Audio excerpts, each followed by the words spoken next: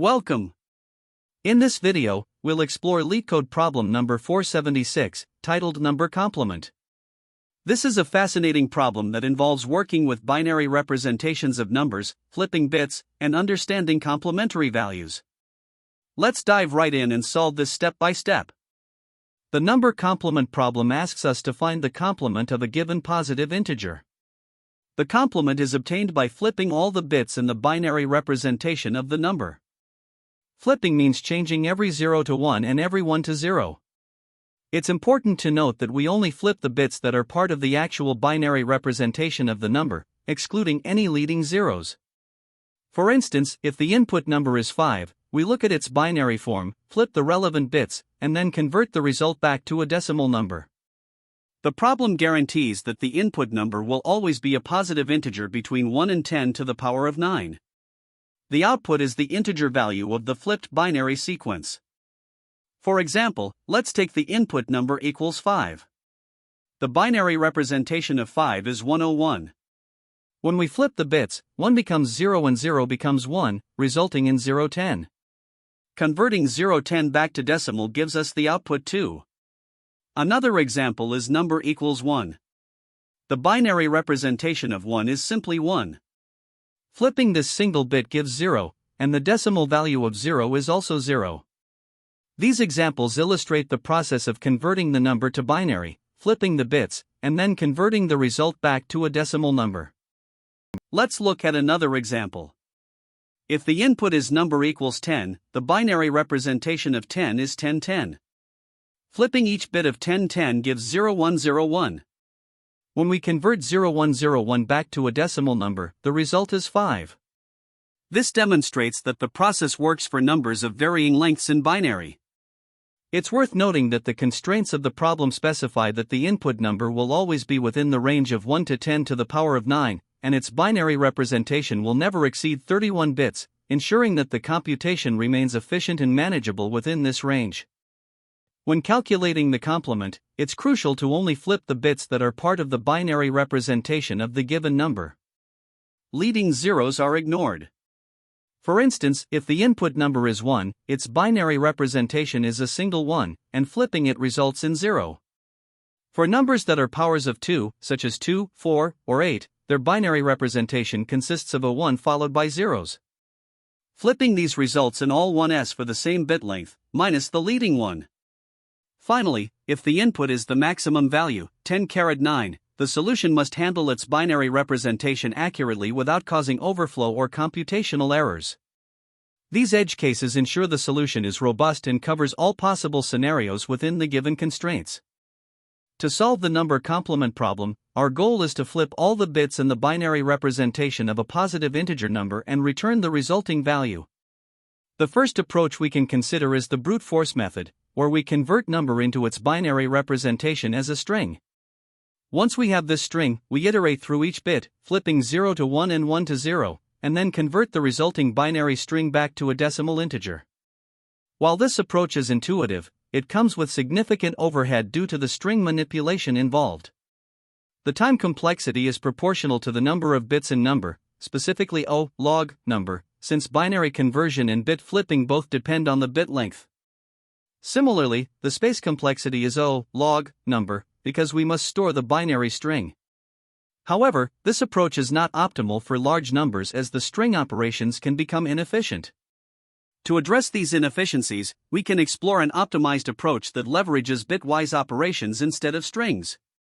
The optimized approach uses bit masking to efficiently compute the complement of number.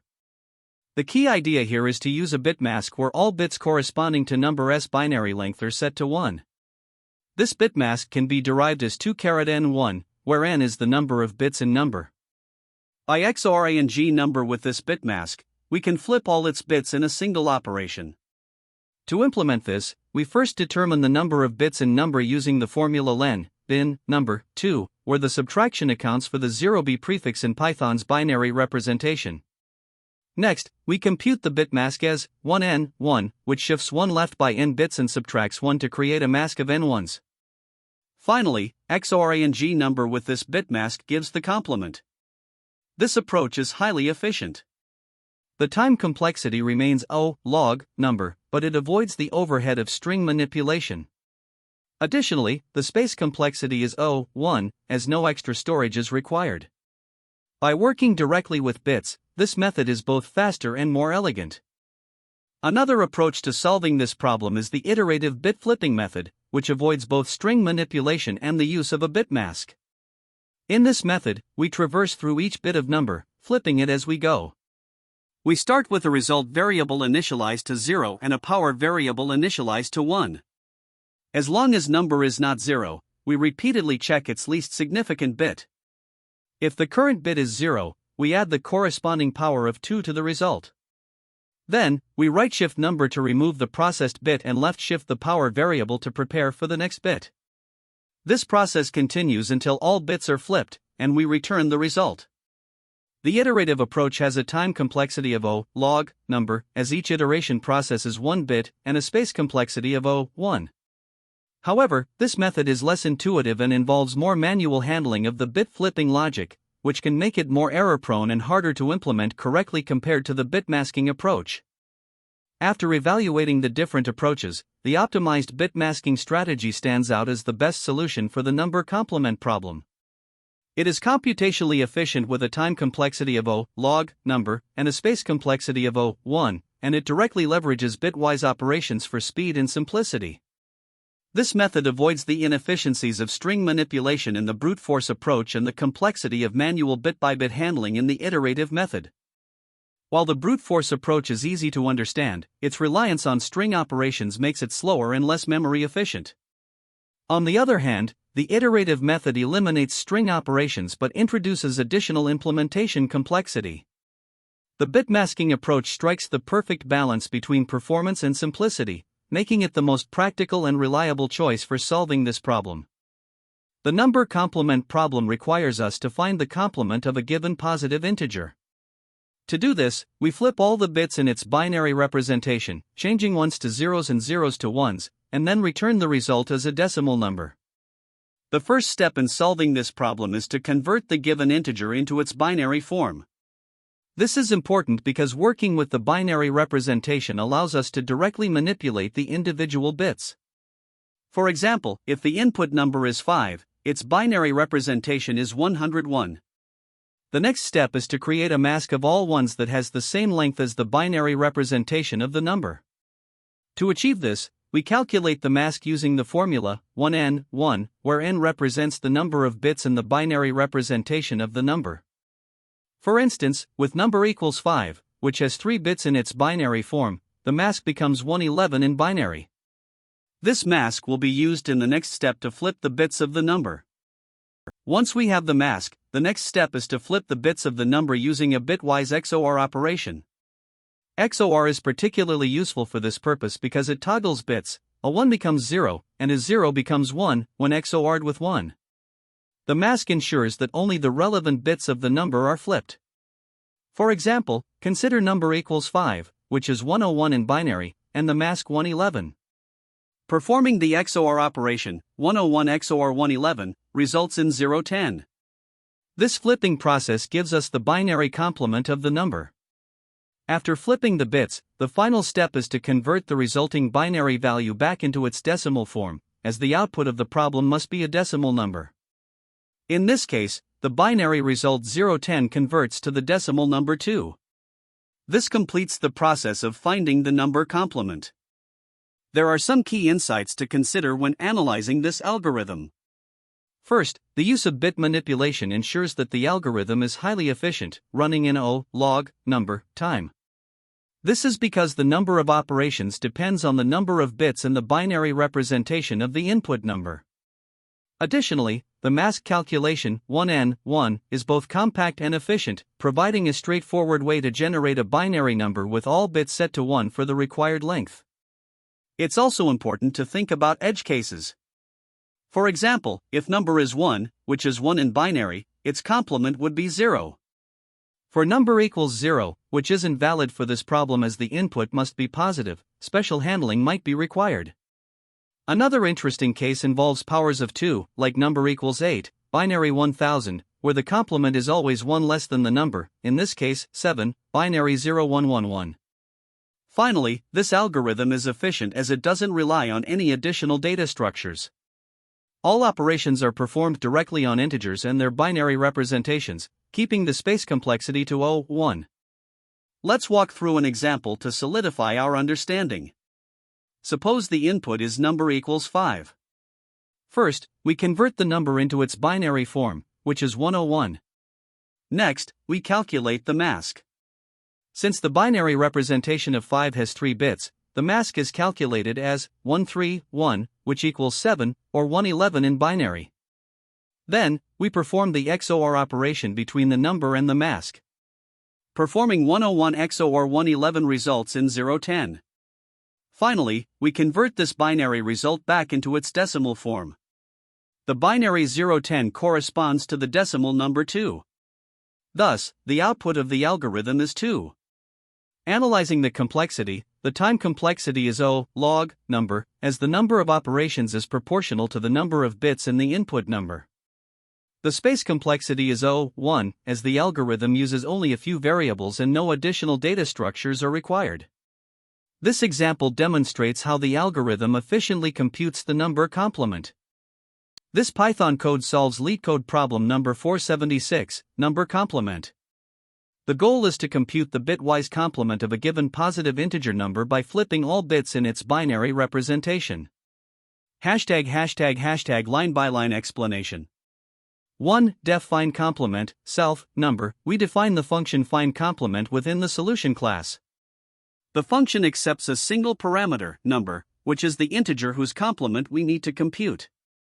2. Determine the bit length. The line bit_length equals number bit_length. Calculates the number of bits required to represent the integer number in binary. This is crucial because we need to know how many bits to include in the complement mask. 3. Create the mask. The expression 1 bit_length. 1 generates a binary mask with all bits set to 1 for the same bit length as number. Here, 1 bit_length shifts the number 1 to the left by bit_length positions, effectively creating a power of 2. Subtracting 1 converts it into a mask of all ones, e.g., for bit_length equals 3, the mask becomes 111 in binary or 7 in decimal. 4. Compute the complement. The XOR operation number_mask flips all the bits in number that are within the bit length. This works because XORing a bit with 1 inverts the bit, 1 becomes 0, and 0 becomes 1. 5. Return the result. The variable complement now holds the flipped binary value as a decimal integer, which is returned as the output. #### example walkthrough. Suppose number equals 5, binary 101. Bit_length equals 3, since 101 has 3 bits. Mask equals 131 equals 7, binary 111. Complement equals 5 to the power of 7 equals 2, binary 010. The function returns 2, which is the complement of 5. #### efficiency. This approach is efficient with a time complexity of 1, as operations like bit_length and XOR run in constant time. The solution is concise, handles edge cases like number equals 1 seamlessly, and adheres to the constraints of the problem. This is the Java implementation of LeetCode problem number 476, number complement. The logic mirrors the Python approach, determining the bit length of the number, creating a mask with all bits set to 1 for the same length, and flipping the bits using XOR. Key differences include Java's use of integer to binary string to calculate bit length and type declarations for variables. The implementation is concise and adheres to Java conventions. To solve the number complement problem, we start by determining the bit length of the given number, which is 5 in this example. In binary, 5 is represented as 101. The bit length is essentially the number of bits required to represent the number, so here it is 3.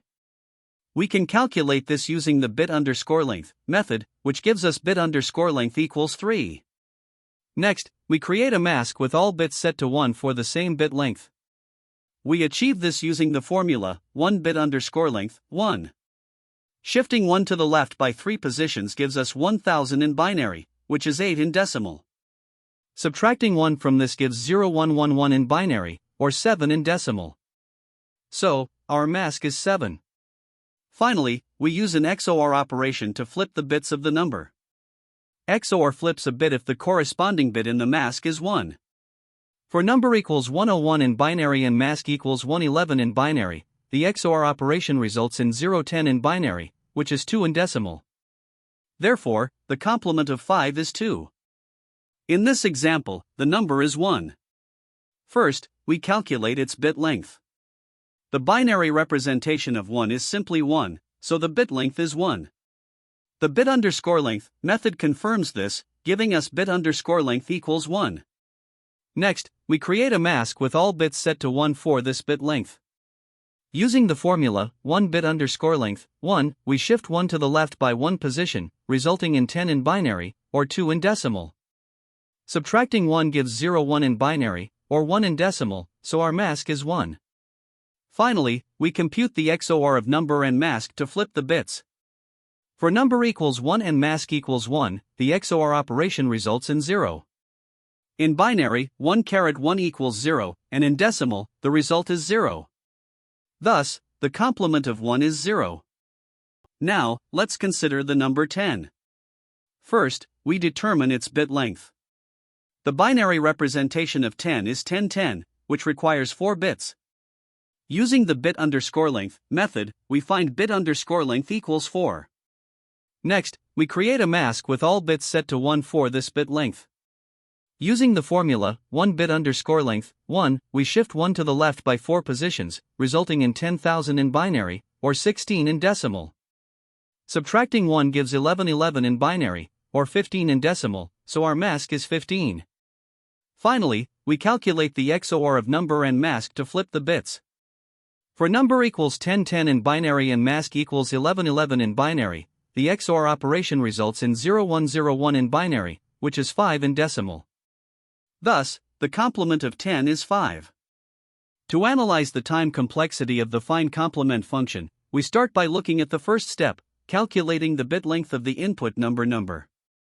The number bit_length function determines the number of bits needed to represent number in binary. This operation takes time proportional to the number of bits in number, which is approximately log 2 number. Therefore, the time complexity for this step is O log number. Next, we consider the creation of the mask. The mask is generated using the expression 1 bit_length 1. The left shift operation, 1 bit_length, is a constant time operation because bitwise operations are performed in constant time, regardless of the size of the number. Similarly, subtracting 1 is also an O1 operation. These initial steps set the foundation for understanding the function's time complexity. Now let's consider the bitwise XOR operation, which is the next significant step. The expression number_mask flips the bits of number using the mask we created earlier. The time complexity of this operation is determined by the number of bits in number, which is approximately log 2 number. Thus, the XOR operation also has a time complexity of O log number. When we combine all these steps, the overall time complexity of the function is dominated by the bit_length calculation and the XOR operation, both of which are O log number. Therefore, the total time complexity of the find complement function is O log number. Next, let's analyze the space complexity of the find complement function. The input integer number is passed into the function as a parameter, so no additional space is required to store it. The function uses 3 auxiliary variables, bit_length, mask, and complement. The memory required for these variables is proportional to the size of number, which relates to log 2 number bits. However, these are scalar variables, meaning they occupy a constant amount of space in terms of big O notation. Additionally, the function does not utilize any extra data structures, such as arrays, lists, or dictionaries, that would require additional memory. As a result, the overall space complexity of the function is O1, indicating constant space usage. To further understand the efficiency of the find complement function, let's compare it to a naive or brute force approach. A naive solution might involve converting the number into its binary representation, iterating through the binary string to flip each bit, and then converting the modified binary string back to an integer. While this approach also has a time complexity of O log number, since operations like converting to binary, flipping bits, and converting back to an integer all scale with the number of bits in number, it is less efficient. This is due to the overhead of string manipulations, which increase constant factors in the runtime. Additionally, the naive approach requires storing the binary representation of number as a string, which takes log number space. This means the space complexity of the naive approach is worse than the optimized solution, which has 1 space complexity. The optimized approach used in the find complement function avoids the inefficiencies of string operations by directly manipulating the binary representation of number using bitwise operations. This makes the function significantly faster and more memory efficient. The time complexity remains log number, as all operations are proportional to the number of bits in number. The space complexity is 1, because no additional space is used beyond a constant number of scalar variables. To provide a mathematical justification, the time complexity derives from the fact that operations like bit_length and XOR scale with the number of bits, approximately log2 number. The space complexity remains constant because the function only uses a fixed number of variables. Furthermore, this optimized solution maintains the same time complexity, log number, in the best, average, and worst cases, as the number of bits in number is the key determinant of runtime. Similarly, the space usage is always 1, regardless of the input size, making this solution both robust and efficient. Now, let's discuss some common mistakes that can occur while solving the number complement problem. First, an incorrect bit mask calculation is a frequent error. It's crucial to ensure that the bit mask has the same number of bits as the binary representation of the input number. For instance, if the number is 5, which is represented as 101 in binary, the correct mask should be 111, covering exactly 3 bits. Using a mask like 1111, which has 4 bits, would flip unintended bits and produce incorrect results. Next, some people try to manipulate binary strings instead of using bitwise operations. This involves converting the number to a binary string, flipping the bits manually, and converting it back. While this approach might seem intuitive, it's unnecessarily complex and introduces inefficiencies. A cleaner and more reliable alternative is to leverage bitwise operators for flipping bits directly. Lastly, ignoring edge cases can lead to errors. For example, small inputs like 1, which is 1 in binary, or large inputs close to the maximum possible value of a 32-bit integer, need special attention. Overlooking these cases can result in incorrect logic, especially when determining the bit mask or handling boundaries in the solution.